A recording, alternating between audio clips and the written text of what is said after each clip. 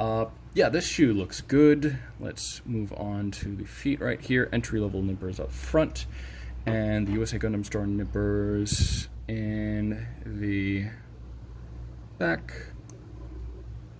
Snip.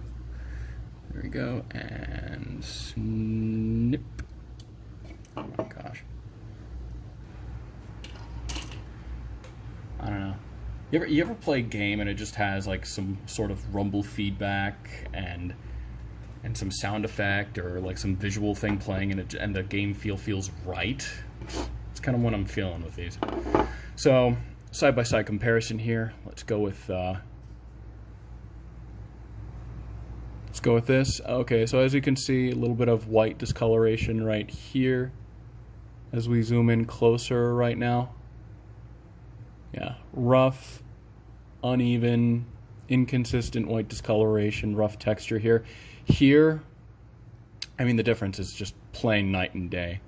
I mean, there's ever, and I mean ever so slight a white discoloration, but as far as, if you don't really give a damn about sanding your kits, right, if you're just like a casual onlooker of Gundam stuff and you don't want to risk having plastic having plastic sand like just go all over the place or getting your lungs or anything like that. I mean, this is quite a difference right here. And moving on to the other side, and yeah. All right, so next we're going to go on to frame B1 of the Master Grade Victory 2 Gundam Verka right here. Now, blue is far, far, far less forgiving when it comes to sanding and stuff.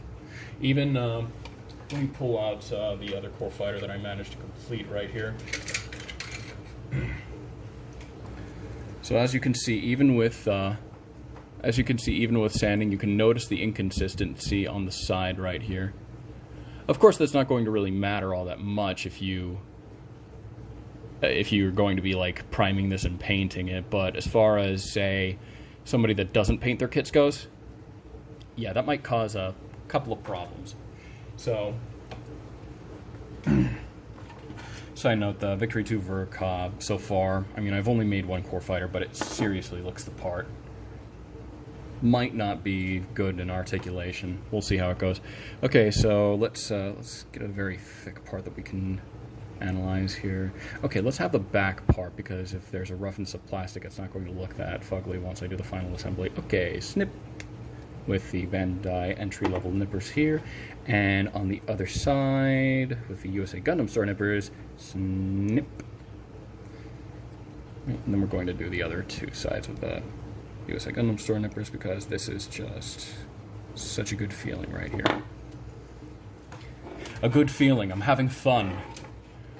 You know, remember that feeling that 2020 basically tore away?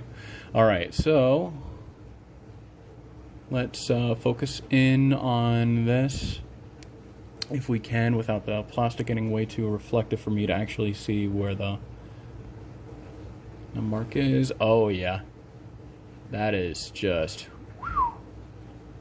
yikes. That's